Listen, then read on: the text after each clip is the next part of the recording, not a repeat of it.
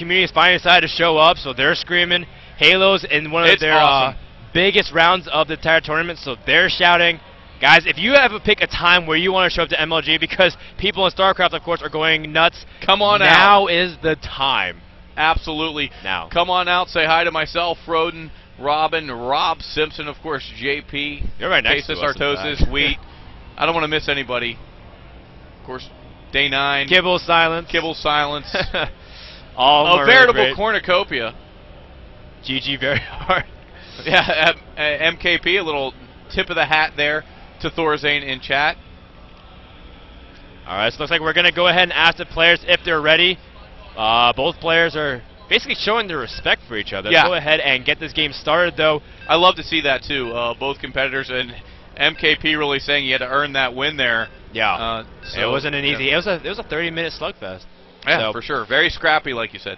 Yep. So let's go ahead and jump straight into the score. And we're going to go ahead and go here on Shakur's Plateau. The choice of Battlefield from Thorzain. The blue Terran here in the bottom right corner from Mouse Sports. Now, Mouse Esports. That's right, guys. I read my Twitter. In the bottom left, we do see the red Terran.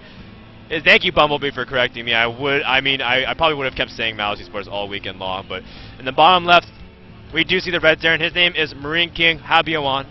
And he is from the Prime clan, where actually they have flourished so beautifully. It's amazing to watch Prime, because for a while they were kind of the top clan with players like Czech and AnyPro, and no one really knew who this guy named Boxer was. And then he eventually became Foxer, eventually became MarineKing, and now MarineKing, one of the captains and leaders of all Korea StarCraft 2 gaming. Glad to see him here at MLG.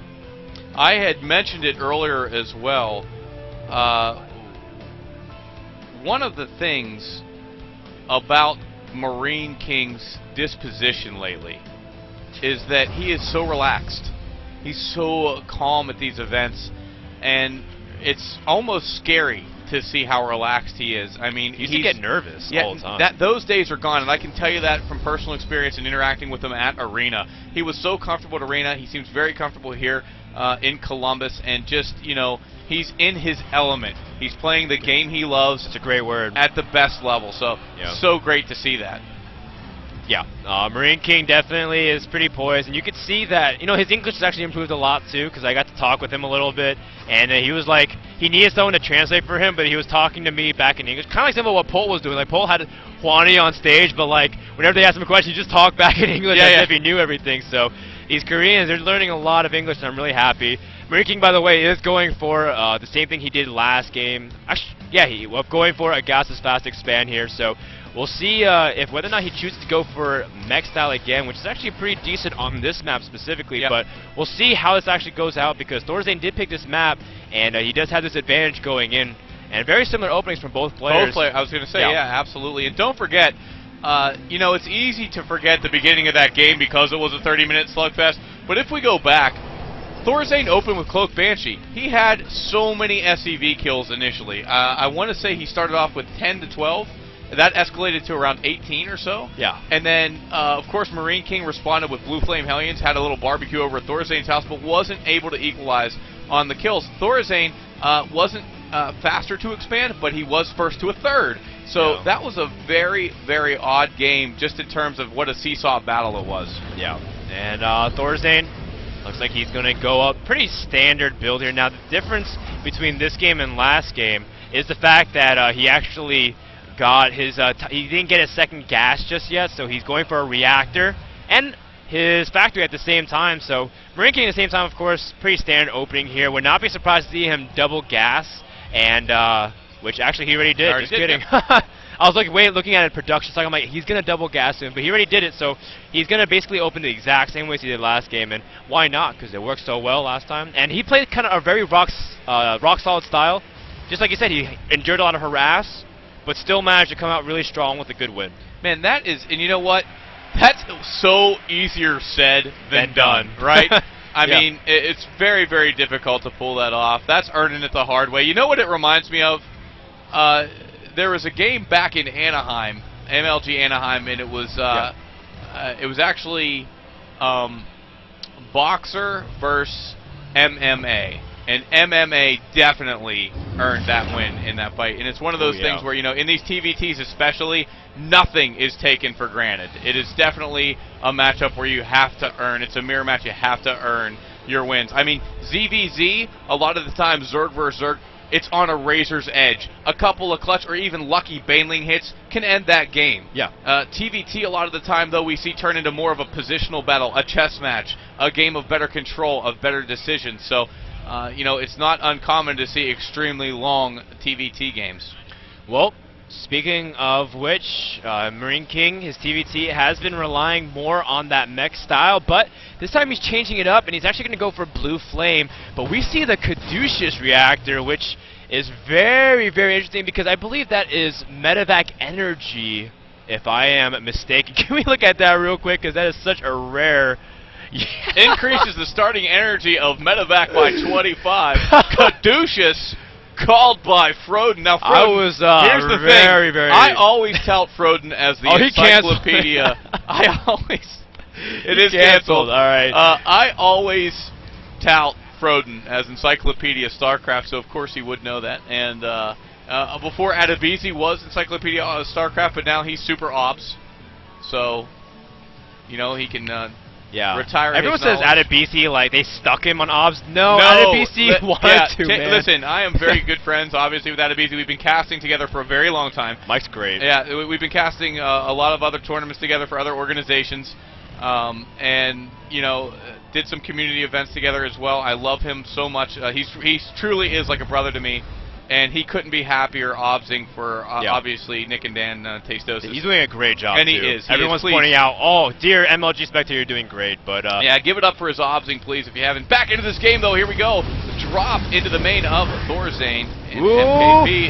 SCVs are lining up perfectly, though, Tumba. Oh, no. Thorzain losing so many SCVs, but the most important thing is that his Raven was revealed as well as almost everything. But the SCV harass hasn't been done yet. He's just getting started, man.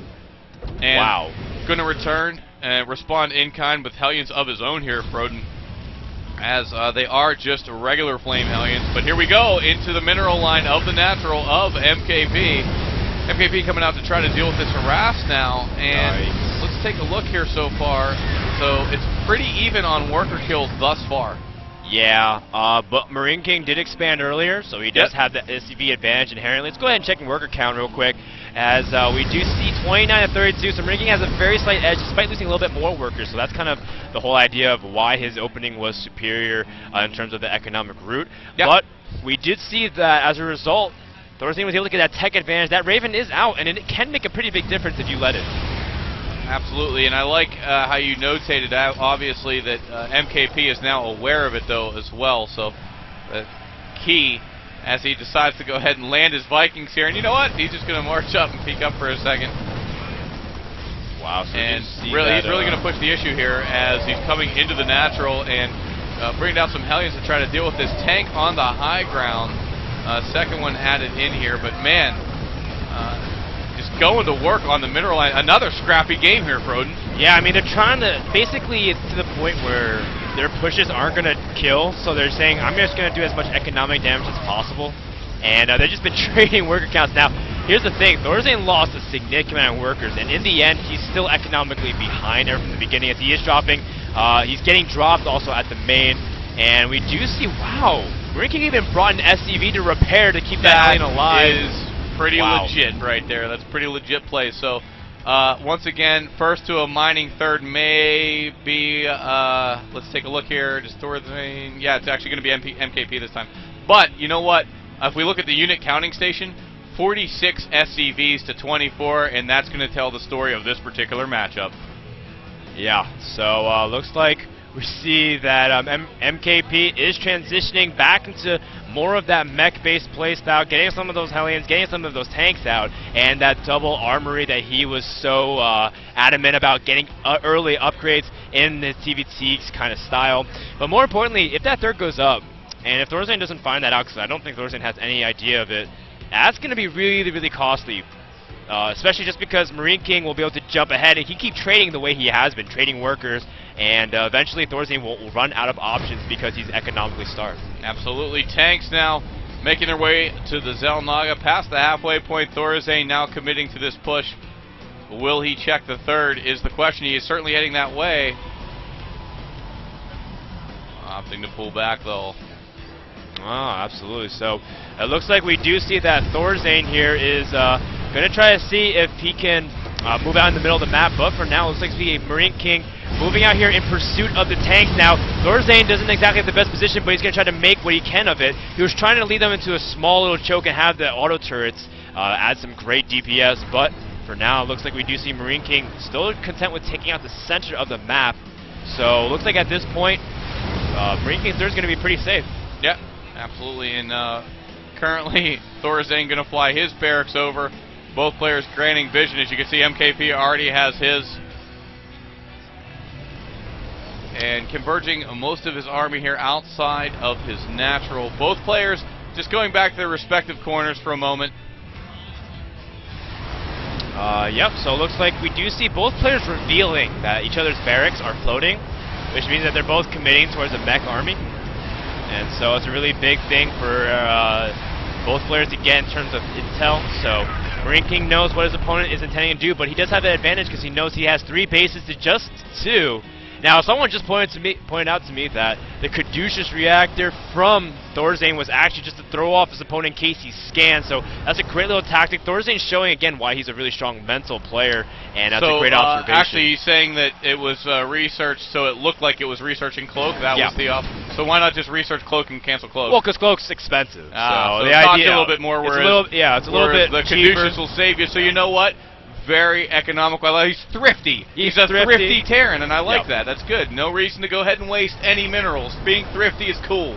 So, you know, MKP, for now, is just going to take center of the map and put up his sensor tower and just take stake. Now, I can't emphasize to people enough how important the center of the map of Shakuris is. It's just the place to be. It is pretty much the in crowd. That's exactly what you do. You know everyone's secrets. It's where the cool kids hang out. It's pretty much the 7-Eleven of Shakuris Plateau. There's a 7-Eleven on every map. But parents don't dig it. No solicitation. Here we go, though. Blue Flame, all up in his business, roasting, toasting SEVs. And needs to go ahead and respond to this, as he does. Cleans that up fairly easily, though, as Thorzain forced to retreat home here. And, man, look at this. Taking over the map. Yeah, he reminds me of, like, you know, just a Zerg player right now. Just so many command centers right now. I love this also. He's getting ready to do a tech switch. Where's his fusion core? Is he building one? I think, yeah, I see it on the production tab.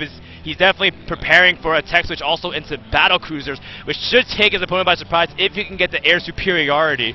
Now, we've seen crazy things happen in TVC before with a dynamic between Vikings, battle cruisers, Ravens, even some siege tanks and thrown into it with Thors. And so we'll see how the dynamic actually plays out. Really important thing right now is unit composition, because as you progress in this game, supply will start to get filled really easily, and so you have to select how many units you want in each, how many Vikings you want, how many tanks you want, how many battle cruisers you want. Absolutely. It's going to come down to obviously spirit control, but I got to ask at this point, you know, Thorzain is sort of in a tight situation here simply because the economy of MarineKing is really going to be untouchable here almost. As long as he controls the center of this map, there's no way that Thorzain is essentially going to be able to go ahead and break through that to get to do any kind of economic damage. His best solution would probably be drops, but by the same time, you know what, MKP, again, he's getting into that phase where he starts to manhandle Thorzain. Well, we'll see, because Thorzain does have the defensive position, but he's going from the north where the tanks are spread thin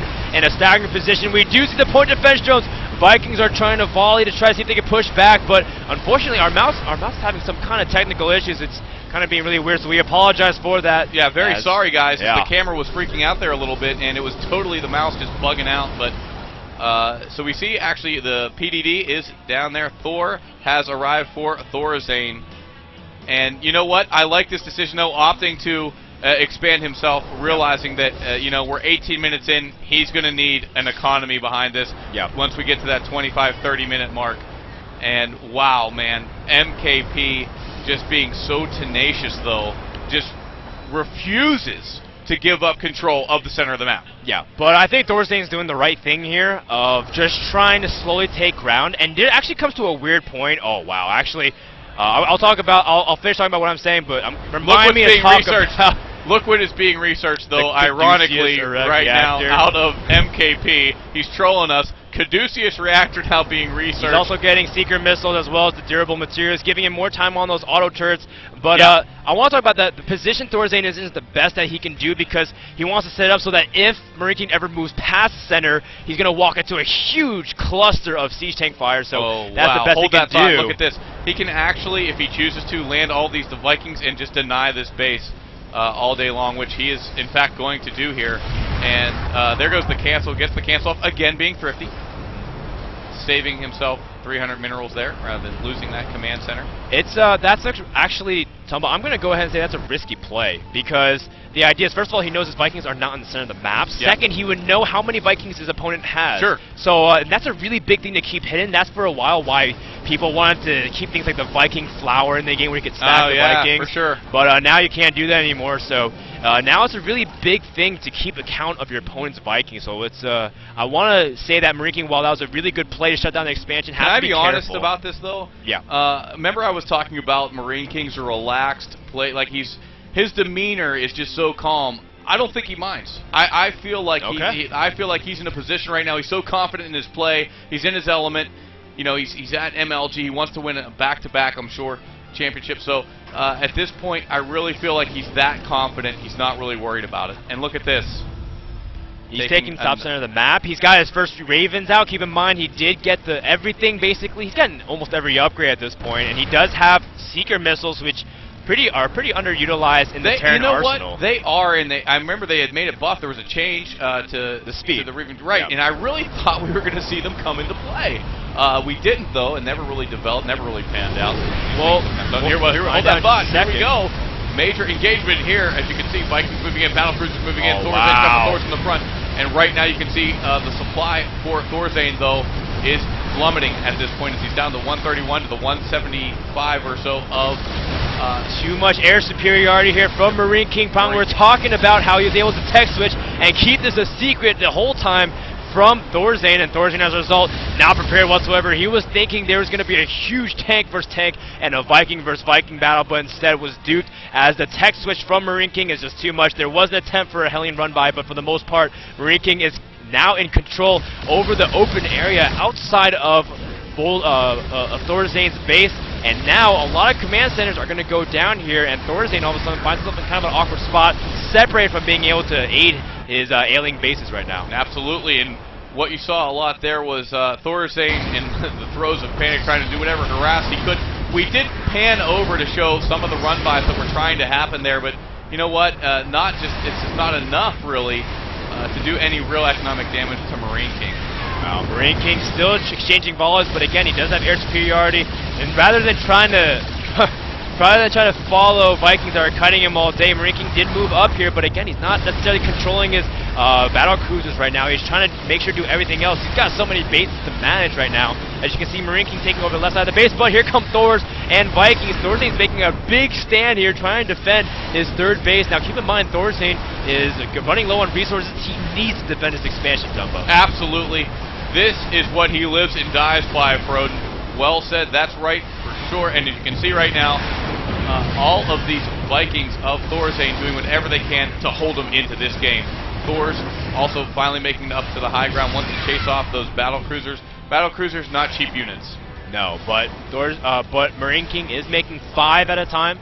+3/+3 air weapons, as well as air armor is going to finish in just a moment, which does give him a lot of considerable durability against Vikings, reducing their damage considerably. We'll see whether or not he's going to consider making any other units, though, because he does have a couple Ravens, which could make a big deal, but he also has reincorporated some Hellions back into his mix, so MarineKing still trying to diversify it, but for the most part, we're seeing Sky Terran versus Sky Terran here, as Thorzain right now trying to fight for the skies. Actually, Thorzain, though, resorted back to making some tanks, which is kind of an interesting choice here. Yeah, for sure, especially when he faced all those battle cruisers. And then I don't know if he counted on MKP producing so many more battle cruisers so quickly, Froden. Yeah, well, there's a lot of psychology behind tech switches and the Hololive presence, but looks like we do see MarineKing Prime still taking over the center of the map. Thorzain, what does he have back at his expansion? We're going to go ahead and check, as he has assortment of Vikings and Thors, but is that realistically going to be able to hold the incoming push and the death march of MarineKing Prime? I don't know if it's going to be enough, but we're going to certainly find out here. As you can see, Blue Flame Battalion firing off, Vikings joining in, battle cruisers now getting involved as well. Actually going to focus down those Thors, and there go the Manor Mules out of MKP, signaling that he wishes that Thorzain would get out of the game, and he so obliges MKP. So there we go. He will oblige the Manor Mules and exit the game, so MKP going to take it 2-0.